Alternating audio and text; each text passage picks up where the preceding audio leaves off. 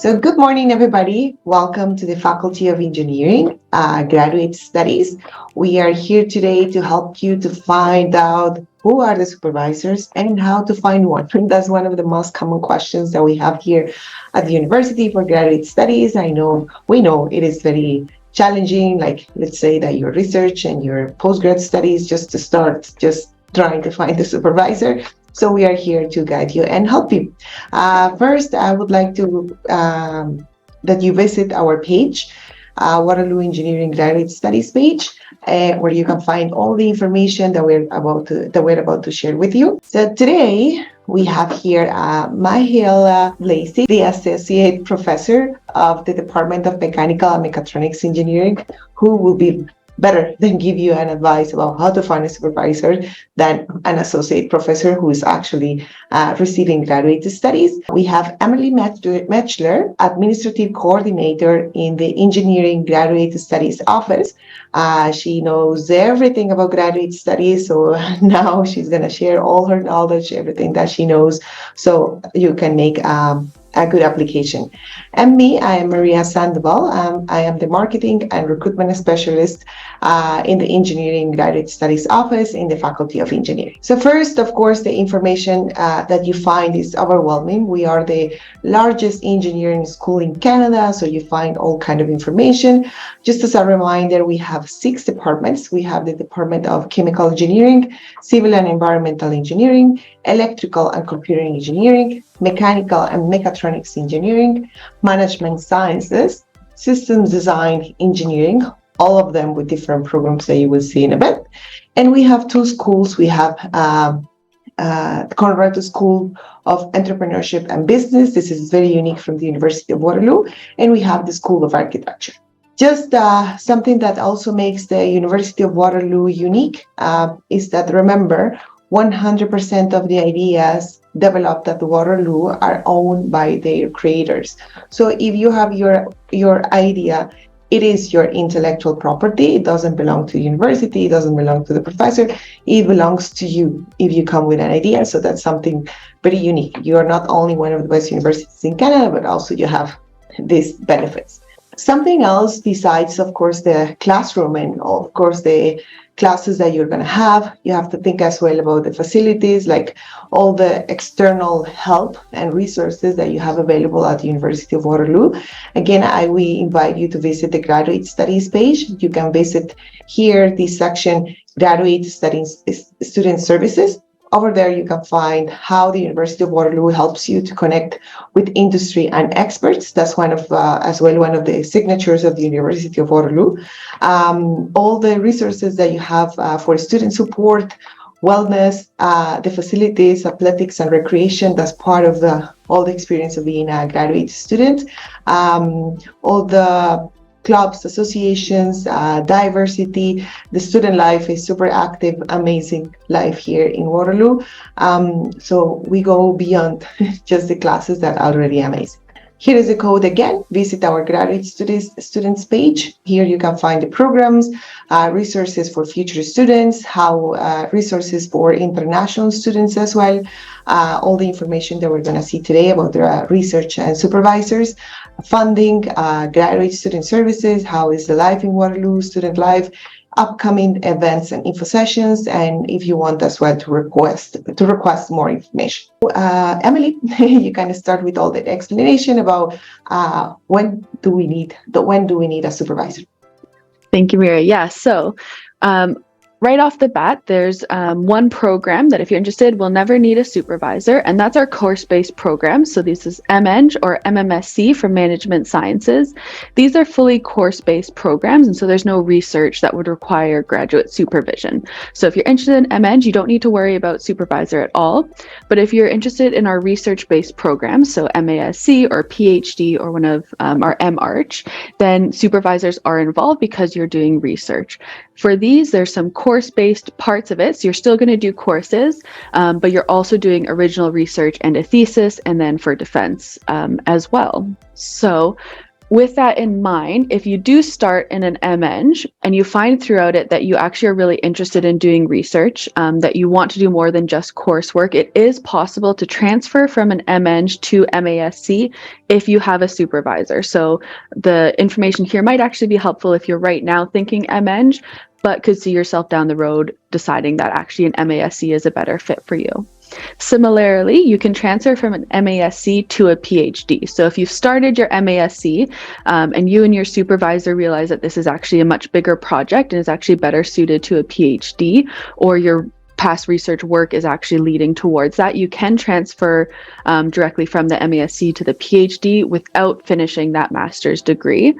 This is a discussion you would have with your supervisor at that time, whether or not it's appropriate.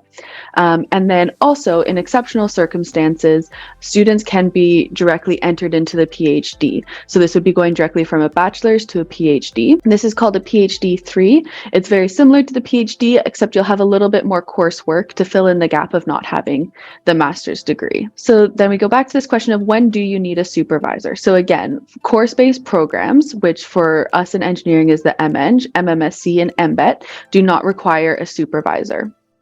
For our research-based programs, you don't need a supervisor to apply to the program. So when you're doing your application, you don't need to have a supervisor confirmed at that time. But in order to receive an offer of admission, you will need a supervisor.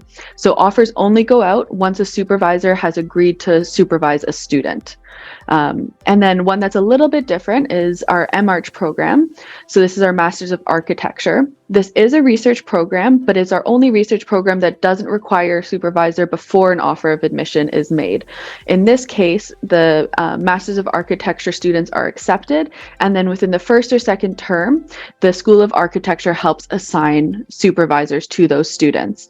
But that is unique to the MArch. So if you're interested in any of the other MASC or PhD programs, you do need a supervisor before you would receive an offer of admission. So we have resources on our website to help you find a supervisor, and there's a QR code here. So again, if you've got your phone handy, you can scan to that, but we'll take you through this a little bit. So we have a couple options on our website for helping you find potential supervisors. The first one is to search by department. So in a minute, I'll click out of this and I'll show you directly on our website what that looks like. But quickly, I'll go through our departments again. And this also is going to give you a bit more detail about the research areas within each of our departments. So you can see them listed there, and all of our departments have a number of research areas as well as collaborative programs. So just keep an eye on these, and that'll kind of help you direct where you're looking for a supervisor. So that was our chemical engineering. Here's our civil and environmental with their research areas. I'll go through these pretty quickly because you can go and look on our website for more detail. Electrical and computer. We've got our mechanical and mechatronics. We've got our systems design engineering, management sciences engineering. This is that website that we just saw. And if I were to look by department, let's say you're interested in chemical engineering, you would go to the department here, and then you would click on the research options. So let's say I'm interested in biomedical and engineering.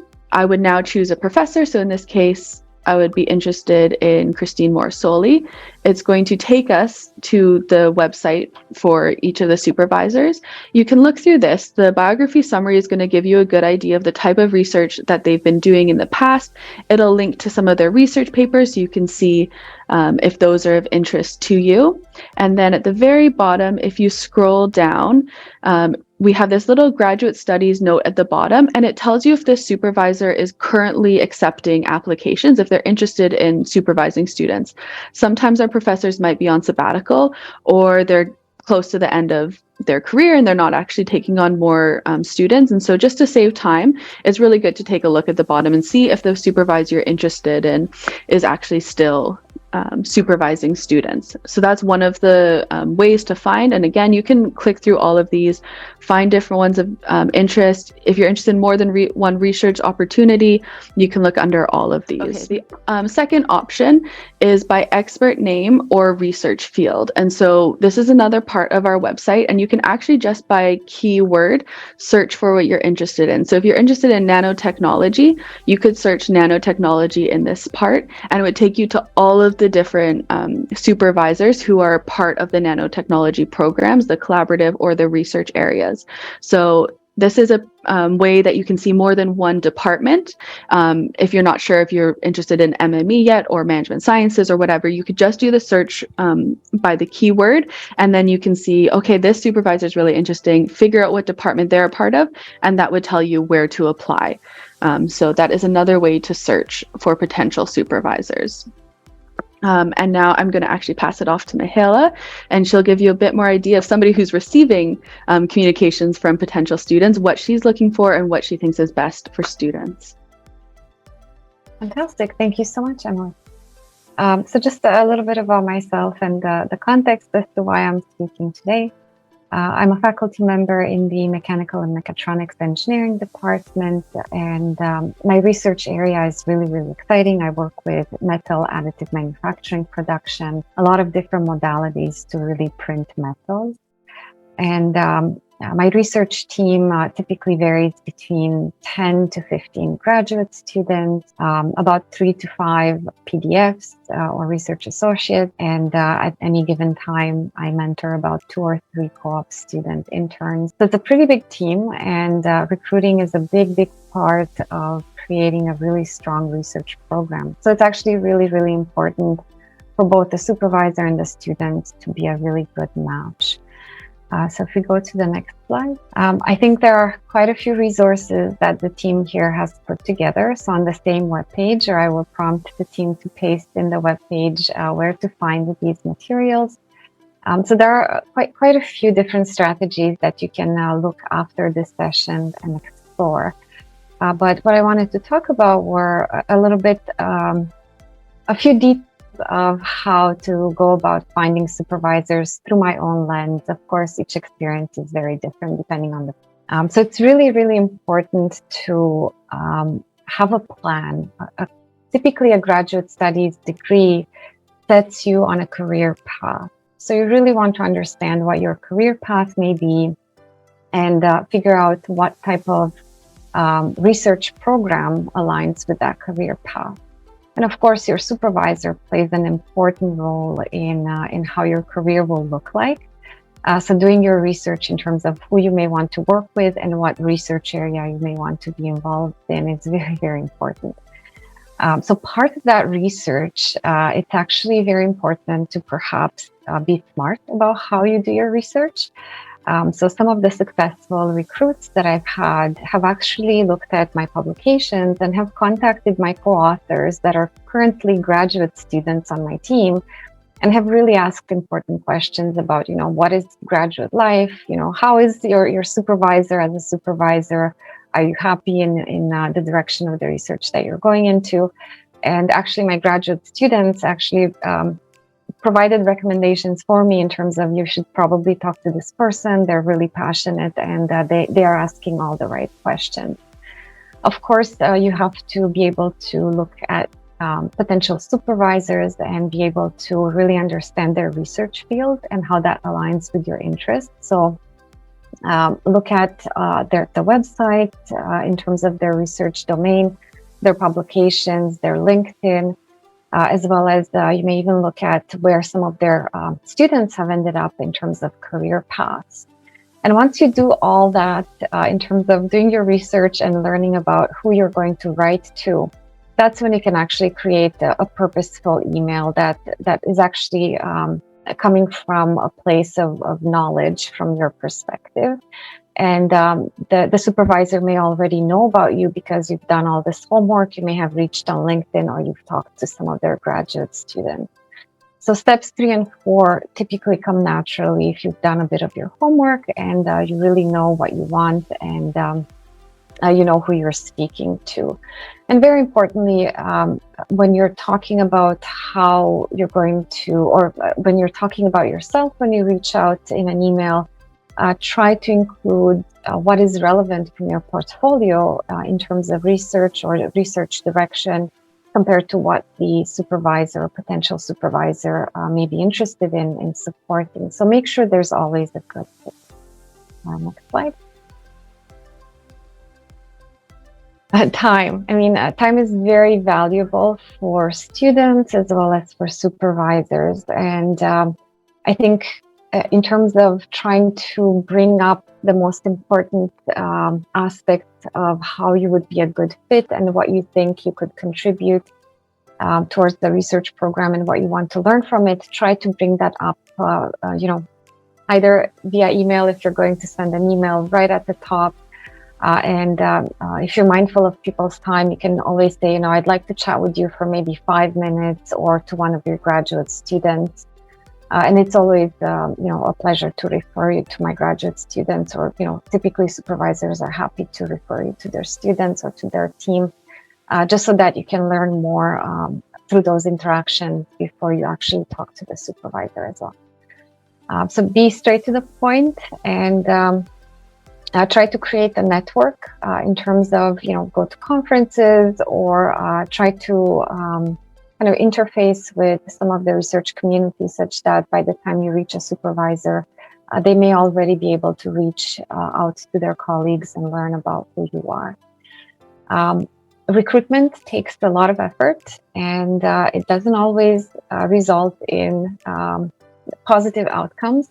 So be patient, and if it doesn't work out the first time in terms of interacting with a potential supervisor, do follow up and ask, I know it didn't work out in terms of recruitment. Do you have any other recommendations in terms of professors that are in your field that may be looking for other students? Because a lot of times supervisors may be at capacity, or they have other context in terms of their recruitment procedures that, it just happened that it didn't work out. But they have a big network to recommend you to. So don't be shy to ask for follow-ups, or to even inquire if there's someone in their network that they can refer you to. And that has worked out successfully, at least in terms of my colleagues recruiting students that that were very talented, but I wasn't able to recruit. Yes, so this is always very, very daunting. So sometimes supervisors, because of sheer volume, and kind of this spike in volume happens about 3 times per year, at least for University of Waterloo supervisors. It's almost impossible to reply to all of the emails that we receive in terms of recruitment. So do reach out if you've applied to a graduate program at the University of Waterloo and you think you have a very strong portfolio. You can reach out to the admissions team and inquire about maybe something is missing from your documentation that would make you more attractive, or ask about strategies. And this is always a good idea to do so.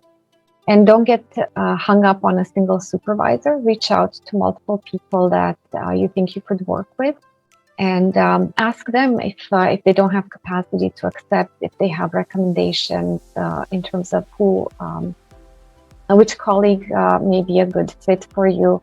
Because sometimes the research domains that are posted online may not be fully complete. So typically faculty members know what their colleagues are working on, so they may be able to refer you as well. Next slide.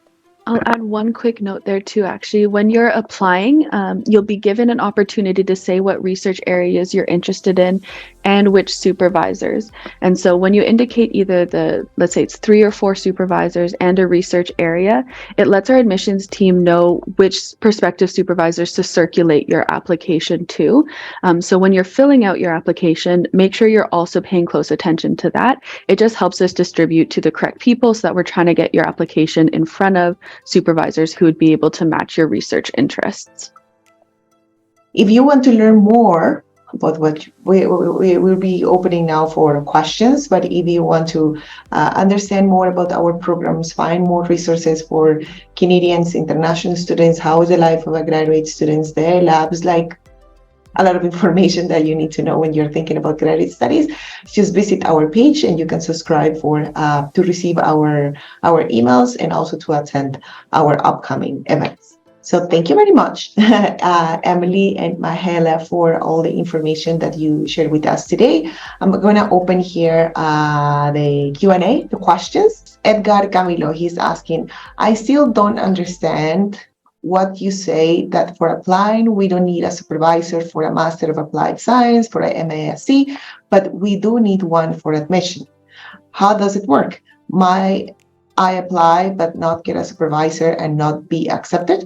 Yeah, so essentially what we're saying is there's not a barrier to put your application in. And so that's what we're saying. You don't need a supervisor confirmed to apply. We open it up to everyone because we know that often it's through the application process that you find a supervisor. So that's what we mean by you don't need one to apply. It's open to everyone, but that is correct. If you don't have a supervisor confirmed during the application process, during the recruitment process, we can't actually send out a offer of admission. Those offers of admission for our research-based programs are contingent on you having a supervisor. You can't start as a research student here if you're not under a lab or the supervision of a professor. So that's kind of the distinction there. It's applications are open to everyone. You don't need anyone confirmed, but you won't get an offer unless you have a supervisor who's willing to accept you into their lab. Exactly. And maybe, I'm sorry. Maybe I can add to that. From a faculty member perspective, we receive updates on applicants. So we have access to a very long list of applicants in terms of their portfolios and what they have submitted already. And typically, professors are prompted every month or so, I think, to look at those lists as the new applications arrive or closer to the admissions deadline. And what we typically do is we look at the portfolio of the student, and sometimes they don't list anybody as their potential supervisor, but as Maria and Emily mentioned, they list their research areas of interest. And if they align with my own, I typically reach out to the student via email and ask for a follow-up interview. Or even ask if they're still available, because sometimes they already get offers in the background from other colleagues. So typically these lists are accessible to us, and of course faculty members are encouraged to look at them to ensure that the top quality students and students that typically apply find a match. But it's not always successful. So that's unfortunately the reality, because the volume of applicants is quite high versus the number of research positions available. I have masters in energy systems looking to apply for a PhD, but unfortunately my qualification isn't that strong. Can I apply for another master's instead of a PhD? So yes, as long as it is unique research. So you wouldn't be able to do anything that is the exact same as your previous master's. You'd have to make sure it's something new and distinct from your previous degree. You should talk to the department you're interested in applying to. They'll best be able to direct you with this. But yes, it's 100% possible to get a second master's. And we see it happen actually quite often. Something out, but did you give application fee waiver? So unfortunately, we are not able to, because we don't control that. It's controlled centrally by the university. And so our hands are tied. And so we are not able to offer any fee waivers for the application. I have another question. It is possible to apply at the same time a master's program and a doctoral program under the same research area? Yeah, so those would be two separate applications. So I believe you'd be paying two separate application fees. They're essentially seen as distinct from one another. But yes, you can have multiple applications in. We also see lots of students do an MEng and MASC application if they're not sure if they want course-based or research-based. So it's possible to do that. The other thing we see, sometimes students apply as a MASC student and a supervisor sees them as potential for a PhD 3. And so your application also can be changed throughout the process. So let's say you applied as MASC, but a supervisor wants you as PhD, they'll actually just swap the one application you put in and make that a PhD application. So we're able to change them a little bit once you've applied if there is interest from a supervisor for that. We have another question. How can I demonstrate my preparedness and enthusiasm for the research topic to potential supervisors? Maybe Mahela, when you see, how do you identify that they have that they are ready and the enthusiasm for a research area? Yeah, so as I mentioned, doing your research and being able to speak to the supervisor's research area in the same language that the research warrants is very important. So showing enthusiasm also is showcased through how you interact with potentially the research community. So if you've had a master's in the past and you have a good network of colleagues or researchers or a good relationship with your prior supervisor, you can always state, you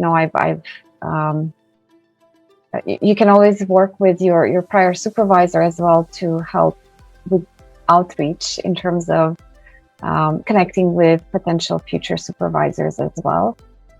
So I find that if a colleague refers a student, it's a lot easier for me to connect with that student because they're already evaluated through the filter of my colleague.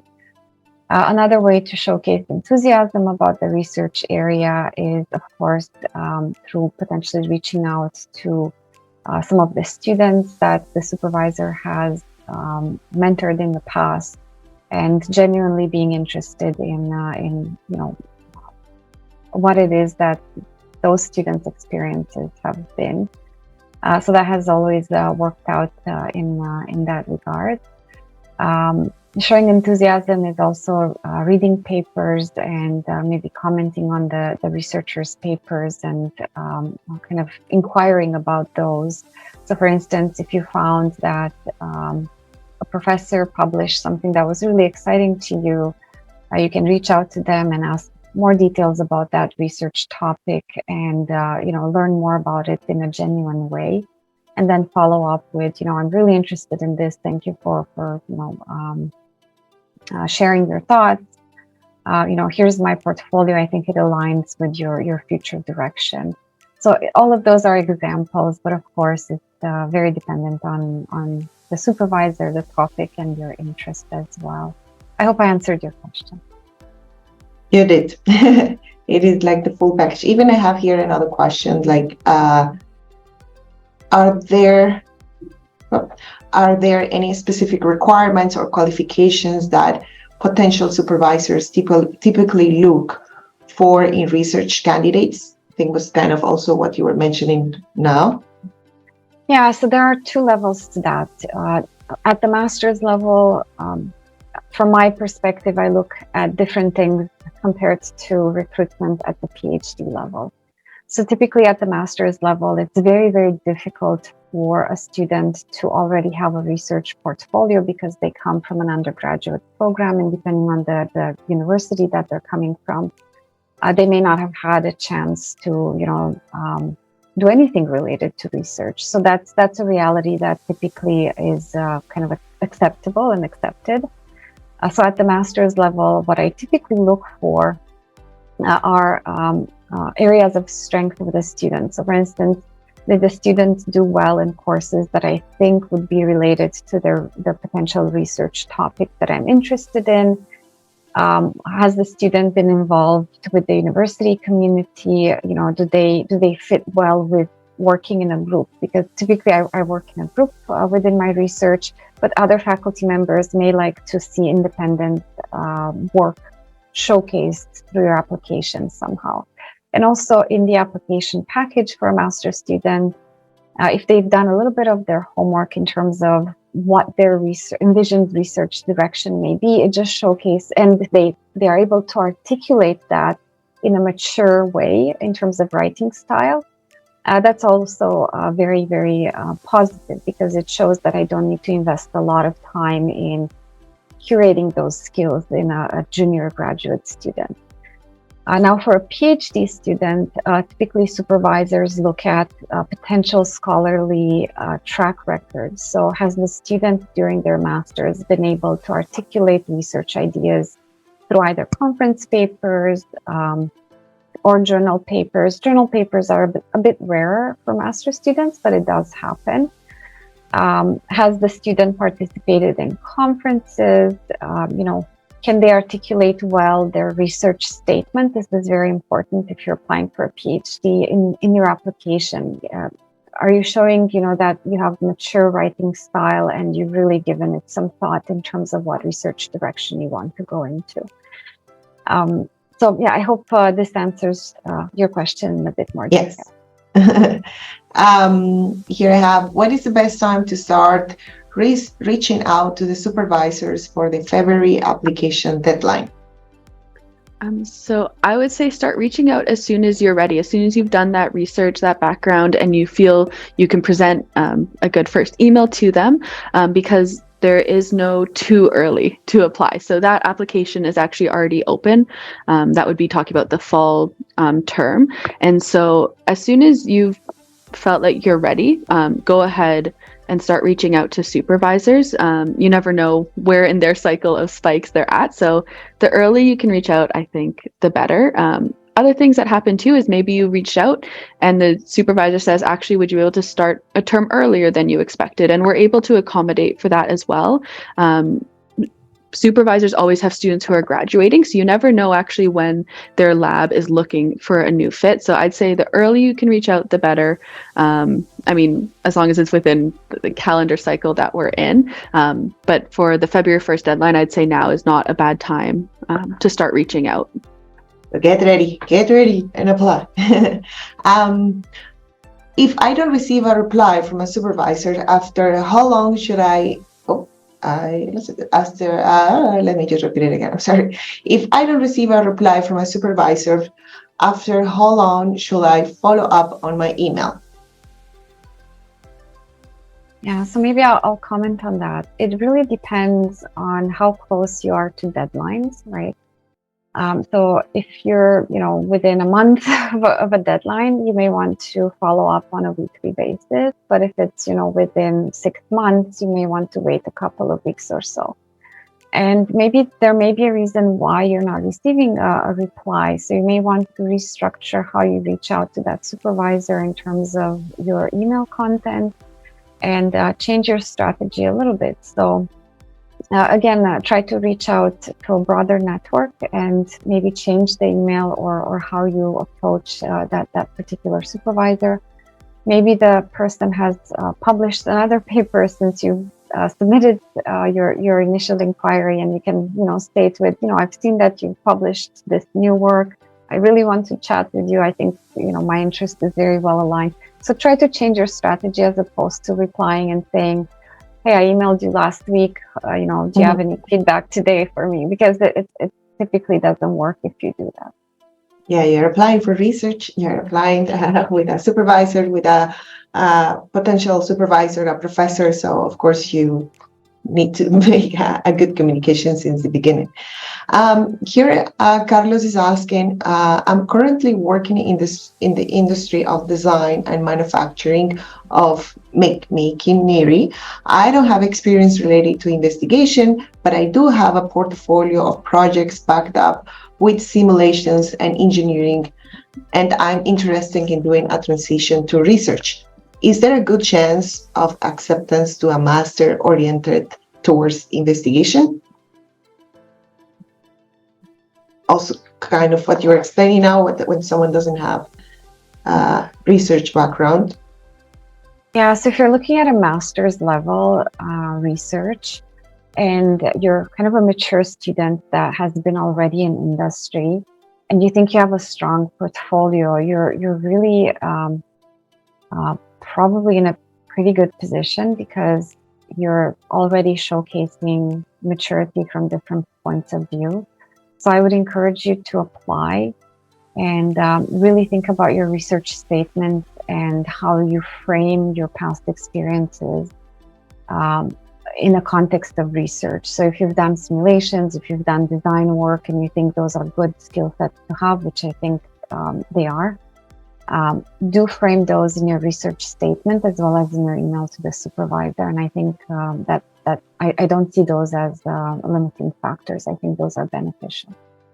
Here I'm finding a couple more questions about, I have been trying to find a supervisor, but I don't find a supervisors.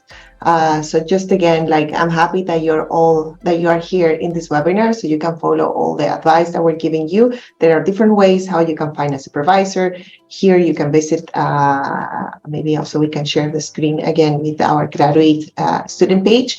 So you can find how to find it. There are two ways. You can find it by department. So you visit the department side, and then you can find what is the research and what are the professors over there, or also by the area of interest. It is important that when you find the profile of the supervisor, then you see in the bottom if they're accepting supervisors or not. Otherwise, you will be emailing somebody that is not receiving students. And as well, of course, to read the entire profile of the professor, so you are not email them about something that they don't do. I'd also say one other way, if you're struggling, is to reach out to the admissions coordinator of that department. They generally have a really good pulse on where their faculty are at, who is looking for students, who's not, and maybe even just helping you direct that interest. So if you've been trying directly to the supervisors, it's not working, you can always reach out to the admissions coordinator. They might have some other advice more particular to that department you're interested in. But I'd also say if you're reaching out to a large number of supervisors, you probably haven't narrowed down enough what you want to do. Generally, it'll be a handful of professors that fit within what your research is. So if you find yourself emailing every faculty member in a department, it's probably important to go back to those earlier steps that Mihail has talked about and do your research and figure out, no, this is like the handful of professors I'm really interested in. And that way you can be more effective when you're reaching out to them.